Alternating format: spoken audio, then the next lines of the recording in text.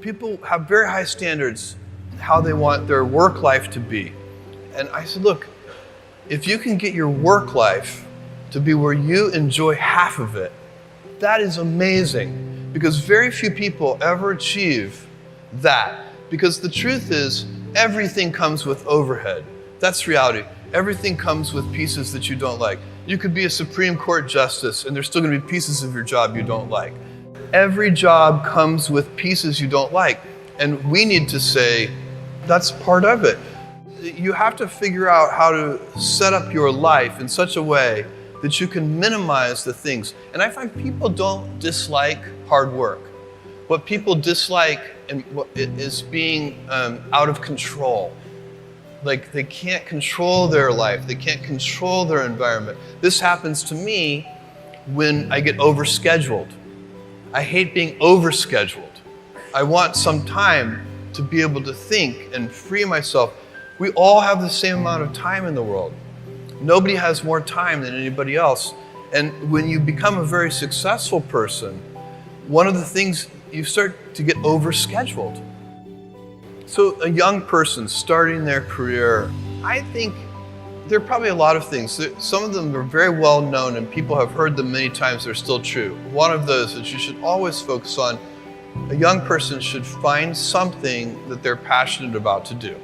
And that's not going to surprise anyone. It's a clear thing to do. It's very hard. If you don't love your work, you're never going to be great at it. The other thing I would suggest to any young person, even before they start their career, is to really think about their choices. Because I find young people, and when I was young, I made this mistake too. You can get very fixed on your gifts. So everybody has gifts. You know, you have gifts and you have things that you didn't get gifted. Maybe you're extremely beautiful. Maybe you're extremely good at mathematics. There are a lot of things that you can be given. But those things can confuse you because they're not the things that construct your life. It's your choices that construct your life, not your gifts. You can celebrate your gifts. Be proud of them. Be happy of them. Actually, don't be proud of them. Be celebratory of them, but you can't be proud because they're gifts. They were given to you. You didn't earn them. You can only be proud of the things you earn. And so as I got older, I started to realize I wasn't proud of my gifts. I was always good at school. School was always easy for me. And I was always proud that I was a great student. I got A's in all my classes.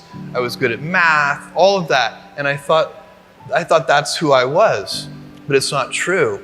Those are the things that are gifts. What was hard for me is deciding to work hard, deciding to use my gifts in certain ways, to challenge myself, to do things that I didn't think I could do, to put myself in uncomfortable situations.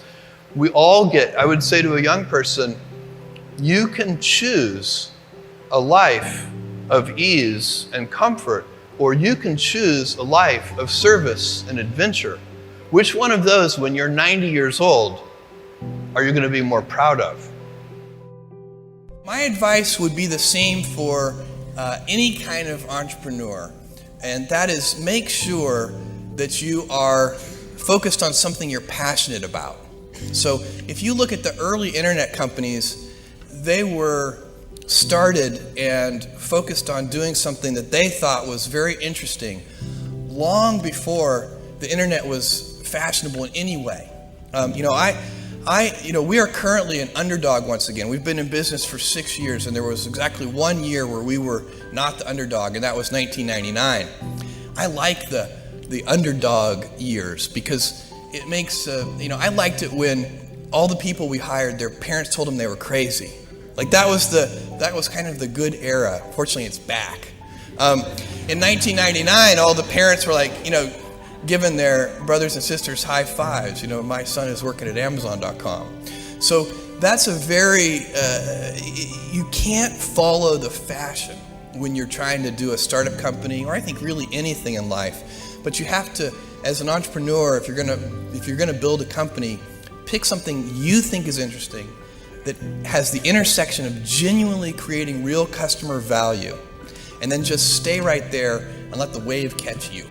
Whatever it is that you want to do, there's going to be risk in your life. And risk is a necessary component of progress.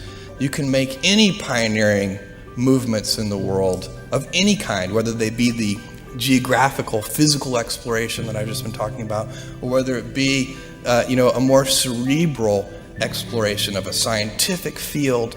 Or I bet you could ask that question of every speaker here, and I bet that every speaker here has taken substantial risks, whether it be intellectual or otherwise, to achieve what they've done.